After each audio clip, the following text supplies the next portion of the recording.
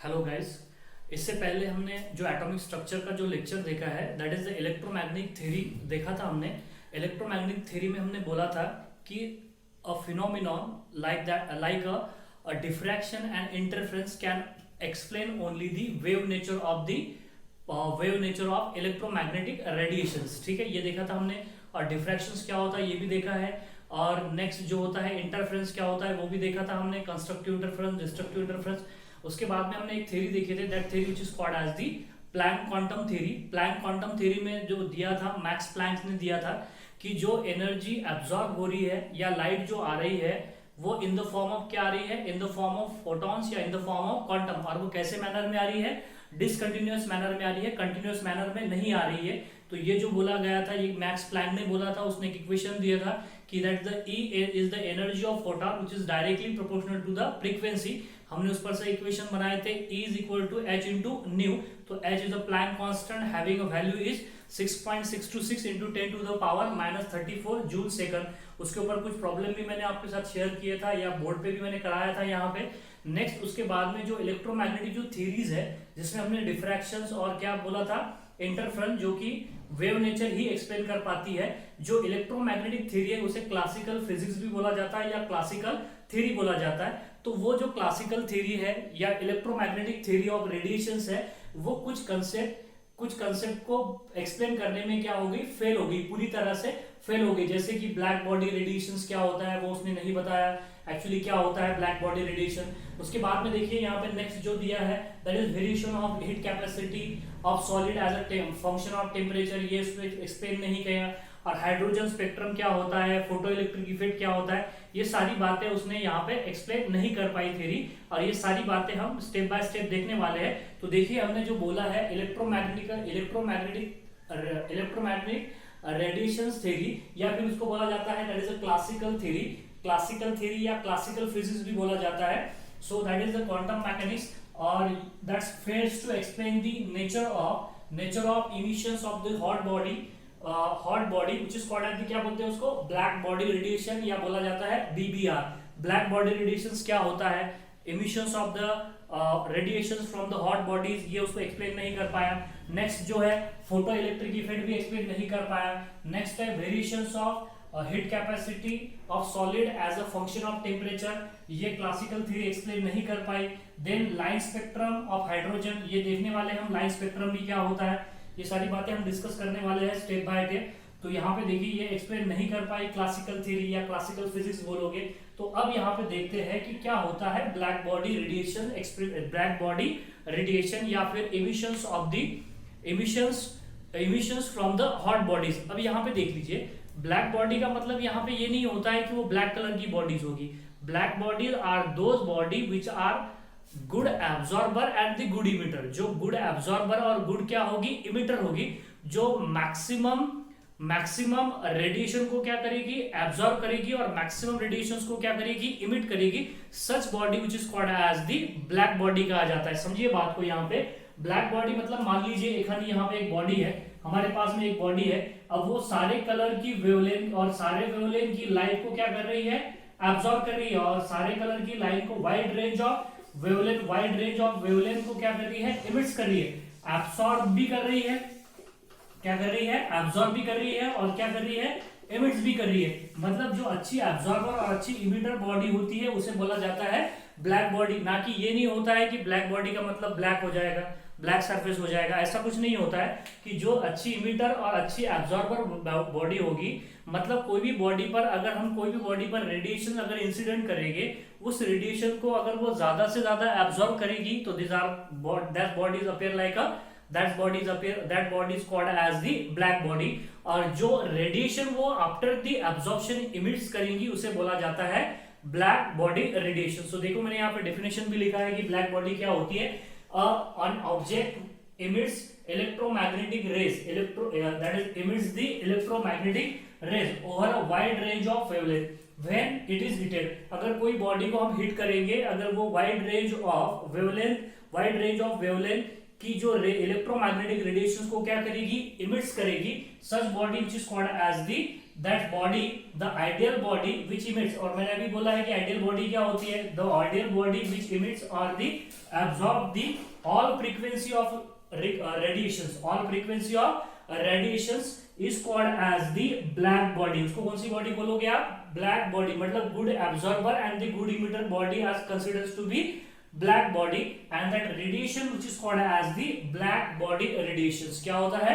black body radiations। अब यहाँ पे देख लीजिए, आपको समझ में आ गया होगा कि जो वाइड रेंज और ऑल फ्रीक्वेंसी की रेडिएशंस को एब्जॉर्ब करेगी, इमिट्स करेगी, such body which is called as the black body and such radiation which is called as the black body radiation। आपके एनसीईआरटी में एक पेज पर एक ग्राफ निकाला हुआ है और ग्राफ में सिर्फ इतना बताया है कि T2 is greater than T1। तो एक्चुअली क्या हो रहा है कि T2 is greater than T1, यहाँ पे देखिए ग्राफ प्लॉट किया है किसके अगेंस्ट में, इंटेंसिटी के अगेंस्ट में वेवलेंथ का, इंटेंसिटी के अगेंस्ट में वेवलेंथ का। तो ये देखिए ब्लैक बॉडी रेडिएशंस का ही ग्राफ है, हमको ज्यादा डिटेल में नहीं जाना है, आप इससे ज्यादा डिटेल में फिजिक्स में उसको पढ़ने वाले हैं, लेकिन हमारे एनसीईआरटी में दिया है T2 is greater than T1, तो बस उसका मतलब मुझे यहाँ पे आपको समझाना है। तो वही देखने वाले हैं कि इंटेंसिटी और किसके अगेंस्ट में, वेवलेंथ के अगेंस्ट में। यहाँ पे अब इंटेंसिटी क्या होता है देख लीजिए, यहाँ पे intensity is the I which is equals to n is the number of photon is incident, number of photon is incident per unit time per unit area which is called as the intensity। बोलोगे उसे क्या बोलोगे आप, intensity, मतलब पर unit time में पर unit area में कितने नंबर ऑफ प्रोटॉन्स गिरेंगे एक सरफेस पे, कितने नंबर ऑफ फोटोन एक सरफेस पे गिरेंगे, या कितने नंबर ऑफ फोटोन क्वांटा एक सरफेस पे गिरेंगे, उसको क्या बोला जाएगा, that is the intensity. Number of quanta incident per unit time per unit area which is called as the intensity. Number of photon बढ़ेगी तो इंटेंसिटी बढ़ेगी, नंबर ऑफ फोटोन बढ़ेगी तो इंटेंसिटी बढ़ेगी। ये बात ध्यान में रखना आपने, यहाँ पे फॉर्मूला इंटेंसिटी का ये फॉर्मूला होता है। अब यहाँ पे देखिए इंटेंसिटी का वेवलेंथ के साथ में वेरिएशंस क्या है यहाँ पे, तो देख लीजिए यहाँ पे जैसा जैसा आप यहाँ पे देख लीजिए, यहाँ पे जैसा जैसा यहाँ पे आप दिख रहा है आपको कि जैसा हम टेम्परेचर बढ़ाएंगे, तो यहाँ पे देखिए जैसा कि फॉर एग्जांपल यहाँ पे टेम्परेचर कितना है 3000 केल्विन, 3000 केल्विन है, तो देखो इंटेंसिटी बढ़ गई, इंटेंसिटी बढ़ गई। और हमने यहाँ पे टेम्परेचर कितना बढ़ा दिया 4000 केल्विन, 4000 केल्विन, तो देखो यहाँ पे दिख रहा है आपको पिक बढ़ रहा है, पिक की जो हाइट है वो यहाँ पे क्या हो रही है, बढ़ रही है। उसके बाद में हमने 5000 केल्विन लिया, तो देखिए यहाँ पे पिक की हाइट और बढ़ेगी, पिक की हाइट और बढ़ गई। उसके बाद में हमने क्या किया, यहाँ पे एक्चुअल में क्या होता है कि ये जो सारे जो पिक है ये विजिबल से पहले होते हैं, विजिबल से पहले होते हैं। और यहाँ पे देख लीजिए ये जो एक पिक है ये सिर्फ विजिबल रीजन में आता है, तो ये जो 6000 है 6000 केल्विन पे क्या होता है, एक्चुअली ये ऐसे होने चाहिए थे, इट इज माय मिस्टेक। यहाँ पे मैं इसे करेक्ट करने की कोशिश करता हूँ, यहाँ पे देख लीजिए, इसे हम थोड़ा सा करेक्ट करने की कोशिश करेंगे। तो देखिए यहाँ पे इस तरीके से है, ये पहला ग्राफ जो कि हमने बोला है कि जो 3000 एंगस्ट्रॉन यूनिट पे आया है, 3000 एंगस्ट्रॉन यूनिट पे आया है, तो जो 3000 केल्विन पे टेम्परेचर पे, तो ये ग्राफ यहाँ पे आएगा, इसका पिक ये रीजन के बाहर आएगा। ये जो रीजन मैंने यहाँ पे शेडेड जो बताया है, that region which is called as, which region बोलोगे आप इसे, विजिबल रीजन, ये विजिबल रीजन है, ठीक है। उसके बाद में ये जो नेक्स्ट जो है 4000 का जो है उसका जो इंटेंसिटी पिक आएगा, इंटेंसिटी पिक यहाँ पे कुछ होगा। उसके बाद में नेक्स्ट जो है नेक्स्ट 5000 का इंटेंसिटी पिक थोड़ा सा विजिबल रीजन में आ जाएगा, थोड़ा सा किस में आएगा, विजिबल रीजन में आएगा। लेकिन 6000 का इंटेंसिटी पिक कहां पे आएगा टोटली, यहाँ पे, तो और भी वो थोड़ा सा 6000 का भी थोड़ा सा यहाँ पे क्या आ जाएगा इंटेंसिटी, मतलब यहाँ पे देख लीजिए आप, उसका भी पिक यहाँ पे आएगा। और जैसा जैसा हम टेम्परेचर बढ़ाएंगे, जैसा जैसा टेम्परेचर बढ़ाएंगे वैसा इंटेंसिटी पिक विजिबल रीजन की तरफ क्या हो जाएगा, शिफ्ट होते चले जाएगा। देखो यहाँ पे ज्यादा हमको टाइम नहीं किल करना है, मुझे सिर्फ बताना है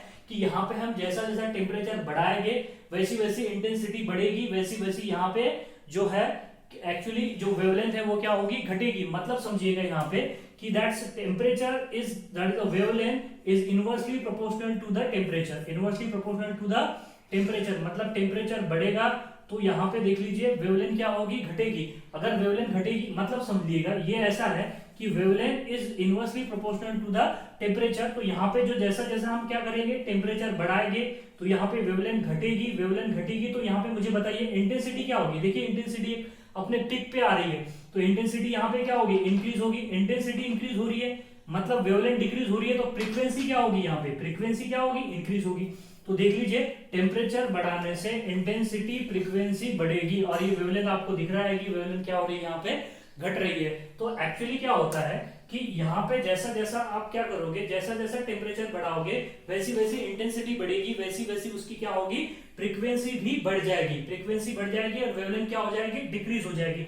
अब यहाँ पे देख लीजिए कि यहाँ पे ये जो पीक आ रहे हैं जैसे कि 3000 पे 4000 पे, ये विजिबल रीजन में नहीं आ रहे हैं, मतलब इतने इंटेंसिटी के पीक जो है वो विजिबल रीजन में नहीं आएंगे। तो मतलब ये जो रेडिएशंस रहेगी, ये जो रेडिएशंस रहेगी जो कि 3000 4000 एंगस्ट्रॉम यूनिट की जो मतलब 4000 केल्विन पे जो रेडिएशन इमिट्स होगी कोई भी हॉट बॉडी से, वो हमको दिखाई नहीं देगी, वो हमको नहीं दिखाई देगी। लेकिन 5000 या 6000 बोलो या 6000 से अबव, तो वो रेडिएशन के पिक विजिबल रीजन में आएगी, मतलब उसकी इंटेंसिटी की जो उसकी जो रेडिएशंस है, वो जो कलर की रेडिएशंस रहेगी वो हमको क्या क्या होगी, विजिबल होगी, क्योंकि वो विजिबल रीजन में आ रहे हैं। और उससे और ज्यादा अगर टेम्परेचर बढ़ाएंगे तो ये जो पिक है ये विजिबल रीजन से भी दूर चले जाएगी, उनकी फ्रीक्वेंसी बहुत ज्यादा बढ़ जाएगी। आपको पता है ना, वायलेट की फ्रीक्वेंसी ज्यादा होती है, इधर उधर गएंगे जैसी वैसी फ्रीक्वेंसी बढ़ेगी, इधर इधर आएंगे तो फ्रीक्वेंसी घटेगी, ये आपको पता है, frequency inversely proportional to the wavelength. तो इसकी जो इधर की जो और टेम्परेचर हम अगर और बढ़ाते हैं ज्यादा टेम्परेचर,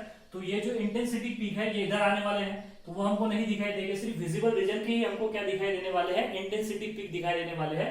मतलब ये जो रेडिएशंस है जो विजिबल रेडिएशंस में आएंगे उनके कलर जो कि वायलेट होगा, इंडिगो होगा, ब्लू होगा, ग्रीन होगा और येलो होगा या फिर ऑरेंज होगा या फिर रेड होगा। आपने देखा है कई बार क्या होता है, आयरन रॉड एनसीईआरटी में दिया है, आयरन रॉड को हिट करते हैं तो पहले कैसा कलर होता है उसका, डल रेड कलर होता है, डल रेड के बाद में क्या हो जाता है, चेरी रेड हो जाता है, चेरी रेड के बाद में क्या हो जाता है, ब्लू कलर हो जाता है, ब्लू कलर के बाद में और ज्यादा डार्क रेड हो जाता है, बाद में क्या हो जाता है वो और ज्यादा टेम्परेचर बढ़ाने से किस में चले जाता है, व्हाइट में चले जाता है। तो इस तरीके से ये क्या है, एक्चुअली टेम्परेचर जैसा जैसा बढ़ेगा यहाँ पे वैसा वैसा क्या हो जाएगा, मतलब वेवलेंथ डिक्रीज होगी और इंटेंसिटी क्या होगी, बढ़ेगी। एनसीईआरटी में क्या थोड़ा सा दो ही ग्राफ दिए हैं, मैंने तो यहाँ पे 4-5 ग्राफ निकाले, तो वही दोनों ग्राफ भी कैसा है बता देता हूँ। यहाँ पे इंटेंसिटी है और यहाँ पे लैम्बडा दैट इज वेवलेंथ है। यहाँ पे बोला गया इस तरीके से एक ग्राफ है और दूसरा ग्राफ कुछ इस तरीके से। तो ये जो टेम्परेचर है ये T2 है और ये टेम्परेचर कैसा है, T1 है। तो देख लीजिए यहाँ पे कि T1 T2 is greater than T, ये ऐसा दिया है, that is T2 is greater than T1 दिया हुआ है, T2 is greater than T1, मतलब टेम्परेचर बढ़ेगा, इंटेंसिटी बढ़ेगी और यहाँ पे टेम्परेचर कम होगा, इंटेंसिटी कम होगी। तो ये जो है इस पे ज्यादा टाइम हमको किल नहीं करना है, तो बस आपको इतना समझाना था कि कोई भी जो बॉडी जो गुड इमिटर और गुड एब्जॉर्बर होती है उसे क्या बोला जाता है, ब्लैक बॉडी बोला जाता है। और आइडियल जो ब्लैक बॉडी होती है दिस आर द कंप्लीटली, और यूनिवर्स में ऐसी कोई बॉडी है कंप्लीट, ऐसी कोई बॉडी एग्जिस्ट नहीं करती है कि जो पूरी लाइट को क्या करे, ऑल फ्रीक्वेंसी ऑफ लाइट को एब्जॉर्ब करे और ऑल फ्रीक्वेंसी ऑफ लाइट को क्या करे, इमिट करे। Such type of body is not, that is the nothing to exist in the universe. ये बात में ध्यान में रखना है। यहाँ पे नेक्स्ट जो है, यहाँ पे हमने ग्राफिकल रिप्रेजेंटेशन बताया, ये सिर्फ एक पेज पे दिया है आपके एनसीईआरटी में, तो मैंने यहाँ पे एक्सप्लेन कर दिया। और एक बात यहाँ पे और ध्यान में रखना कि टेम्परेचर बढ़ेगा तो इंटेंसिटी बढ़ेगी, फ्रीक्वेंसी बढ़ेगी और वेवलेंथ यहाँ पे क्या होगी, घटेगी। अब इसके बाद में नेक्स्ट जो इफेक्ट है उस पे हमको यहाँ पे देखना है, that is the which effect, that is the photo electric effect. और फोटो इलेक्ट्रिक इफेक्ट देखेंगे, इसके साथ ही साथ हम और कुछ न्यूमेरिकल भी मैं इसके साथ में कराने वाला हूँ, तो इसके आगे हम देखने वाले हैं, तो आप स्क्रीनशॉट लीजिएगा।